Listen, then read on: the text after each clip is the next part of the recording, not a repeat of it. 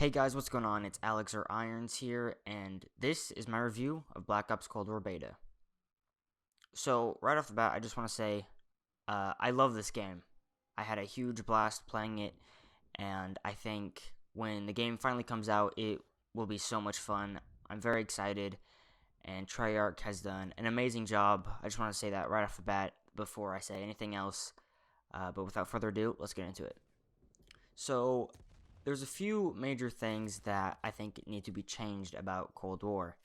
I also have several minor things that need to be tweaked and worked on just a little bit, but the major things kind of they damper how fun the game can actually be. Is the movement system in Cold War is very different than any other COD game, especially Modern Warfare. Modern Warfare's move system is very fast, it's very quick, there's slide canceling, the mantling is very fast, and in Cold War, it's a lot slower. The sprint is interesting. If you look, you can see that the sprint is kind of jerky a little bit. You kind of, plant your foot down and then start to sprint, and so you kind of have this weird view bob. Some can find it very disorientating. Others not so much. I will say though, you have to get used to it. You don't notice it after you play for 30 minutes to an hour. After that, you don't really notice it. When I first played in the alpha, though, I will say it was a huge thing, and I didn't like it very much because of how different it is. But after you get to like level 20, though, it's not that big of a deal. So you really don't notice it coming from the beta weekend on PS4 to the beta weekend for everything else this weekend. I didn't notice it at all. So obviously you have to play a little bit to really understand how the movement system works. But yeah, the sprint is very weird. The sliding is a bit stranger. There actually currently is a slide cancel, but they have come out to say that wasn't intended. So the sliding is going to be very interesting. For the movement, it's a little slow, a little bit pulled back, so you definitely will have to get used to that. A huge thing that a lot of people are talking about, a lot of really good players like Scump are talking about it, two really bad players on TikTok talking about it, and that is skill-based matchmaking. Yes, Cold War does have skill-based matchmaking, and as you can see, my score per minute is about 400. I think in the game that you're watching, it's like 3, I don't know, whatever the score per minute on the screen is, that is about my average. It's the first game. I think it's Miami. The first game, that is my score per minute on the screen. I don't think the skill-based matchmaking is that harsh because after the Miami game, it was a very average game. I joined in, about a minute late, which happens quite often actually. But the skill-based matchmaking, I don't think it's that much because in the next game, I don't know if it was the next game or the game after that, but it was Control on Moscow, and my teammates were terrible. Like I was top of the leaderboard, and I barely had 20 kills, or maybe I did. I can't remember exactly, but my teammates were terrible. Okay, it was like a full team of level 40s, which is the level cap in Cold War. Right now. And then it was like 3 level 40s and like a level 6 and a level 1. I don't understand what their matchmaking is. It wasn't skill based at all. There's a ton of matches that just don't feel skill based at all.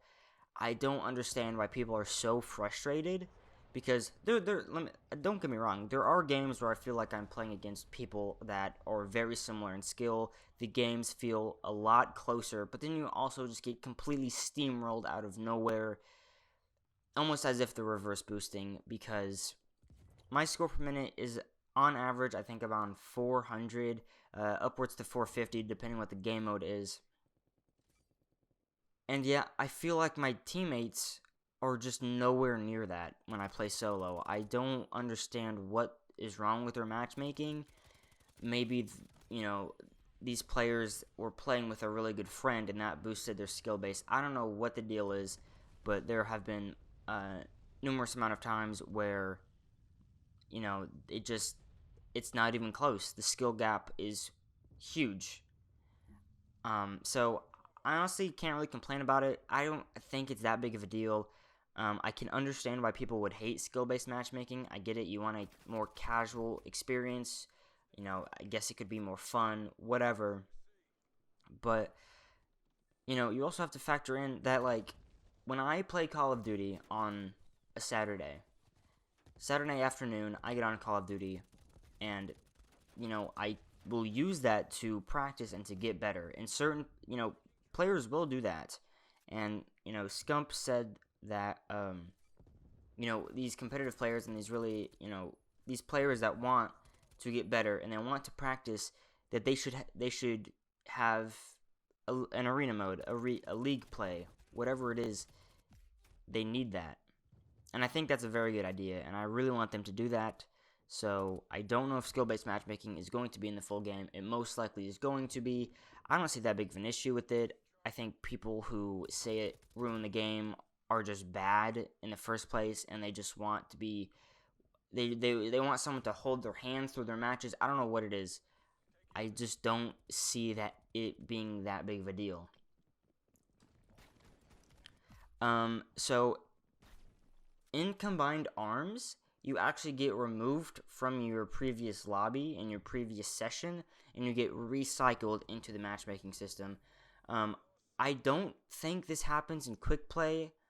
I'm pretty sure you just keep the lobbies and you get to choose to stay in or out.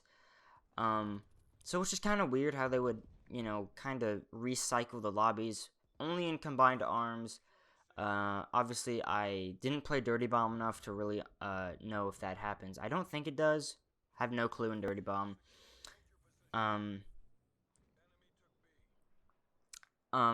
Another thing, the lobbies are all over the place, like I previously mentioned. You get in with lobbies, very close game. It's a hardpoint game. It's like 236 to 250. It's a close game. Everyone's even in score. Kill streaks are always flying up in the air, doing this, doing that. And then you get certain games that are just a complete steamroll, a complete wipe. I have no idea why. It could be that the map variety is crazy. You have, small maps with, lots of head glitches like Cartel. You have maps like Moscow that are very, 3-lane orientated. And then you have, maps like Crossroads, which are just not. You have maps like Armada, which are very, kind of a twist on the 3-lane, where it technically is 3-lane, but then you have the entire ocean and the boats and the zip lines. Very strange. The maps are completely different. So that could also have to do with the varying lobby experiences. Speaking of which, in the lobbies, snipers in Cold War are very good. Okay, if you haven't already seen Twitter clips, YouTube videos about just sniper clips, they're insane. Okay, they do a lot of damage. They're very accurate. They're very quick in this Call of Duty, which is good.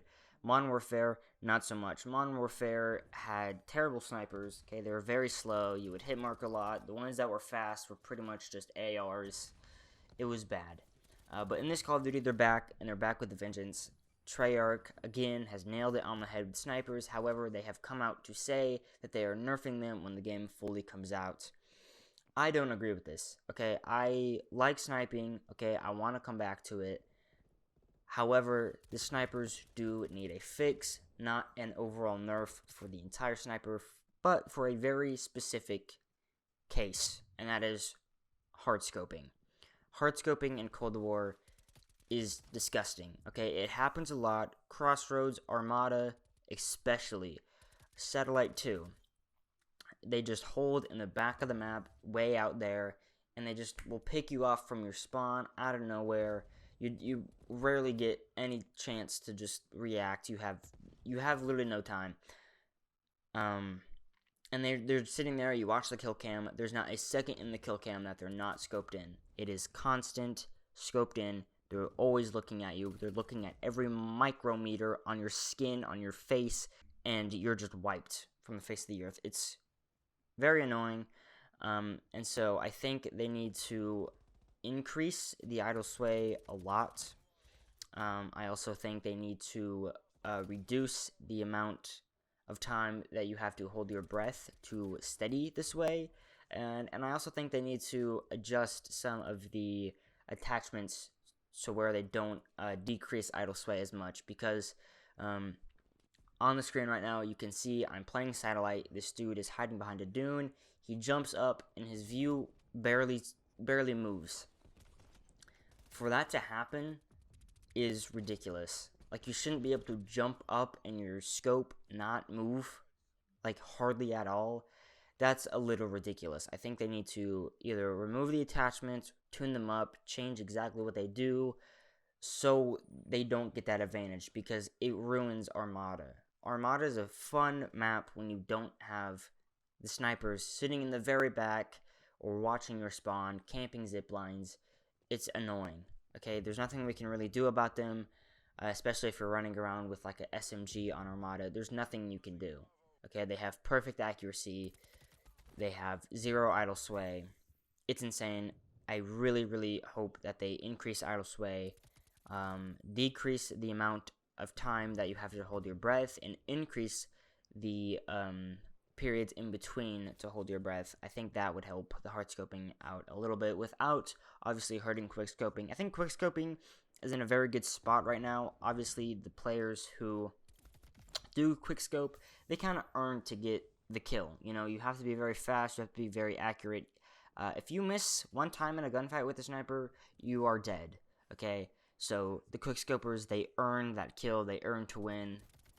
Okay, so moving on here on my list, I have perks. So the perks in Cold War are, they're classic perks. You got Ninja, you got Ghost, Cold-Blooded. Let's see. You have Gung Ho, which returns, which is nice. Although Gung Ho actually doesn't work. Gung Ho's description is to, shoot while sprinting. Use your equipment while sprinting, but as you can see, I'm sprinting and then I come up to shoot, and you can't shoot while you're sprinting. There still is a sprint out speed, which I don't understand. I don't know. Gung Ho currently does not work, so you do have to stop sprinting to shoot. Little weird. Also, the attachments that reduce your sprint out speed, they're practically useless because of Gung Ho. I don't know what the purpose of Gung Ho is. Maybe to quicken that, or maybe the true point is to remove the sprint out speed and to be able to fire while you're sprinting. But it doesn't work right now, as you can see on the screen. I'm sprint, shoot, sprint, shoot. My gun has to come up. I can't. My gun actually goes down when I sprint. You can't do that. Maybe it's a typo. Maybe they just copied and pasted that from Black Ops 4, as they have with many assets. And maybe it's supposed to intend being able to reload while sprinting. I'm not exactly sure. But currently, Gung Ho does not work as intended. Ninja, man. So Ninja, aka Dead Silence, comes back. You have quieter footsteps. Not silent, though, but quieter. So it's not exactly Dead Silence, but quieter footsteps. As well as, I believe, you don't get tracked on the field mic, which is very good for those people like myself who like to hear things in the video game. Also, the perks are super strong because you can stack multiple perks in a single class without specialist. There are 2 wildcards that allow you to do this. One is Lawbreaker. You can, it's pretty much overkill. So you can have 2 primaries or 2 secondaries in either slot, and as well as you can have 2 perks in the same category. So for instance, perk 3 has Gung Ho, Ghost, Cold-Blooded, Ninja. With this wildcard, you can have Ghost and Cold-Blooded, or a variant of those 3 perks, which is really nice. And there's also a there's also a wildcard. I cannot remember what the name of it is, but allows you to pick 2 perks, which is ridiculously good. So you get 2 perks in each, so you get 6 perks, pretty much. So that is very good. You pretty much get to double up on your perks. I love that. However, perk 2 is trash. Okay, perk 2 is terrible. Their perks are Scavenger, Assassin, Tracker, and Quartermaster. Scavenger is by far the best one. Assassin is okay.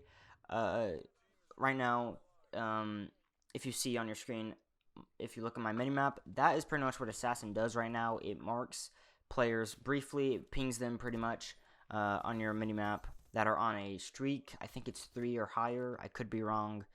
Which is nice. It's nice, especially when doubled up with a UAV. It's very nice because you get all of the intel that you need. I think it's very nice. Assassin's okay, but obviously if I had to pick Assassin or Scavenger, I would obviously pick Scavenger. Tracker, I don't know if it's been fixed, but I know there was a issue where you had to be like right on top of the enemy to see their footprints in the ground. It's very subtle, it's very slight, you can't really see them. It's not the bright orange that it used to be in Black Ops 4 and Black Ops 3. I'm hoping they change that. I'm not sure though. And Quartermaster is kind of useless in this Call of Duty, mainly because the only reason why you would need it is for your stims to recharge, but your stims recharge anyway. You don't need Quartermaster to use a stim twice. They kind of refill automatically, so Quartermaster I can't see being that useful unless you're, I guess, I don't know, maybe challenges. I don't see a point of Quartermaster. I guess if you just love nade spam, I guess if you're playing hardpoint, you can just throw nades day in, day out. Not really sure. Perk 1, Perk 1's okay. Obviously, Perk 3 is the best category in the perks. But Perk 1 has Engineer, Paranoia, Tac Mask, and Flak Jacket. And currently, Paranoia kind of doesn't work the way it does. Pretty much what Paranoia does is, if you listen right now,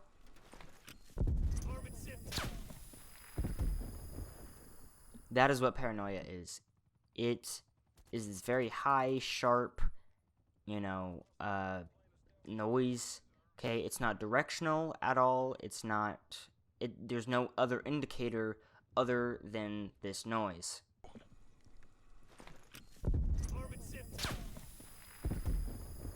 It sucks. Okay, it's so disorientating, especially when you're in a gunfight. Okay, I would really like if they have some sort of like directional thing maybe tied to it. I really like the perk Sixth Sense in Black Ops 3. It pretty much is kind of what Paranoia is supposed to be, and it's high alert from Modern Warfare. Okay, a little ping on your screen flashes, and there's a little ping on your minimap here. But in this Call of Duty, it doesn't do any of those. It just makes a really loud noise. I think Paranoia would be a lot better, obviously, if it's more like Sixth Sense from Black Ops 3, to where you get a small little beep. I wish I had some footage of what Sixth Sense actually does. It's a little ping, and you get a little red flash on your minimap. And I think that Sixth Sense hasn't really been like redone to how good it was in Black Ops 3. I think that would be really good, as well as kind of sort of mashing Marksman with it. What Marksman does from, I think, Modern Warfare 3. I don't know if it's been in another one. But Marksman pretty much just allows you to see enemy name tags from a longer distance. I know there is the flashlight on the guns, which pretty much does that. But I would really like to see Paranoia do that as well, because I think, when they look at you, once you hear that noise, their name tag pops up. I think that would be a really good idea and make that perk a lot better. I also would like to see an awareness perk come back since there's Dead Silence / Ninja. Since that's coming back, I would really like to see an awareness, hear enemy footsteps louder. I think that would be really good. That could also be put into Paranoia, but obviously we don't want to make one perk like a Jack of all trades perk. So I would really like to see a perk of that sense come back. Hopefully in perk 2. Who knows? Okay, so some of the smaller things that I would like to see. Okay, again, these are small things, kind of nitpicky here. But the default classes, man, they're too strong. The first default class is the Krieg 6, okay? It's a complete laser beam. It has 8 attachments. It has ninja. It has tac mask, which are things that you unlock at level 30, at level 28, 38. Okay, you don't get ninja until you're level 38. You don't get 8 attachments until you're level 27. You don't get tac mask until you're level 35. I don't understand why they put all of the good shit in the default class. Because once you create a class, there's no incentive.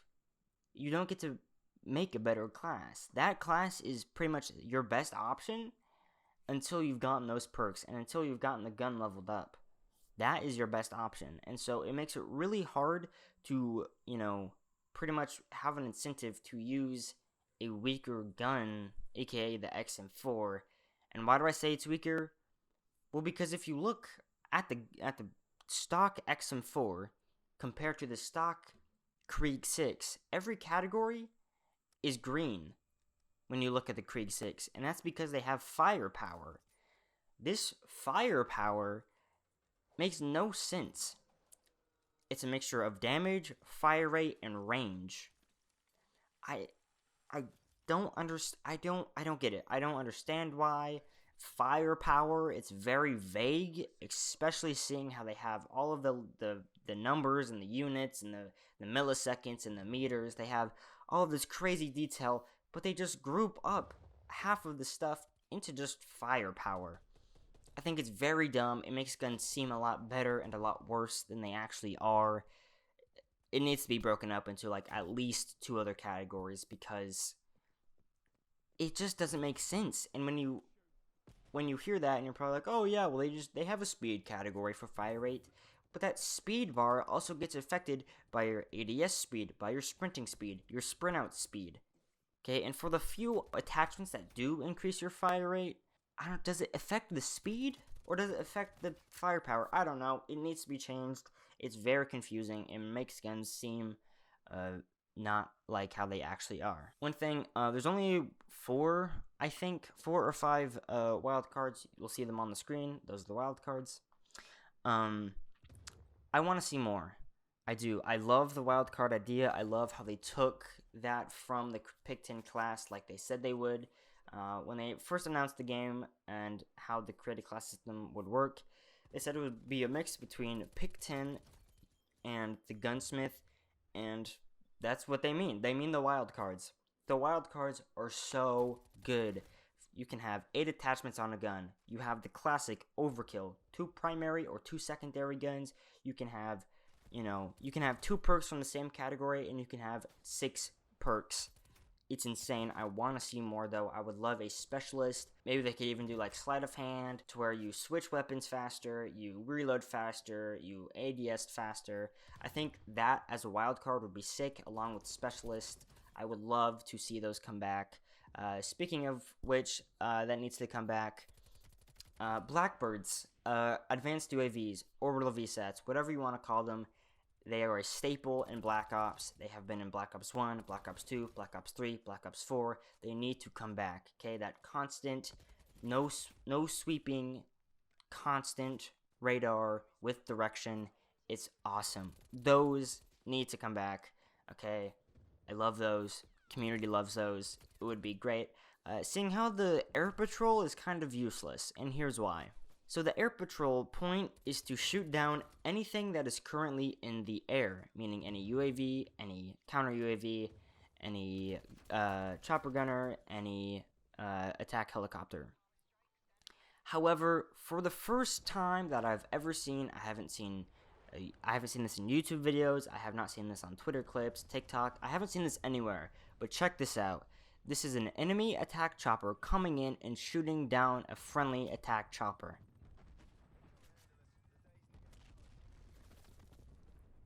What? I was completely blown. I had no idea this was in the game, and I saw it today for the first time on satellite. What? This changes a lot, actually, because why would you want to call in your attack chopper if you know the enemy might be holding one?